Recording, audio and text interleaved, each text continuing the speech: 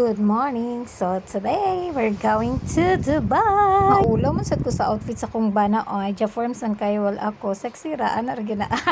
And since wala man mi car, so nagbus ra mi padulog Dubai. And finally, naabot na dyan mi sa Dubai and nangapisa mi kadali diri sa Al Gubaiba Metro Station. And after diri dayon mi ni diretso sa kining hotel. I don't know what hotel this one is. Basta ako ang pagkabalo diri mi mag-celebrate sa birthday ni Uncle. And here we are! We arrived at the club. Charot! Ang club mi sa Dubai ba yan? Diri mi sa Rakis Cafe mag-celebrate. And dili dyan na mawala ang pagkaon diha. Yes, this is a buffet. A buffet for 49 dirhams each. And very sulit na kanapod sila sushi diri.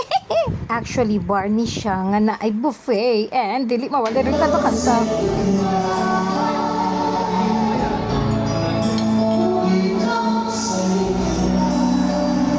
What a very angelic voice. And well, gainom mi diri anaminom mi sa iya ha. Syempre, kay Pinoy man siya, gwapo siya tingog. Bisag laki siya, babae siya tingog. And we're doing kampay while entertaining ourselves, listening to his angelic voice. And tada! Gisugat na mo ang birthday ni Uncle diri. And after maglighting of candles ni Uncle, nag-entertain namin sa mo ang self diri while go watching ang mga dancers and gaminaw sa siya.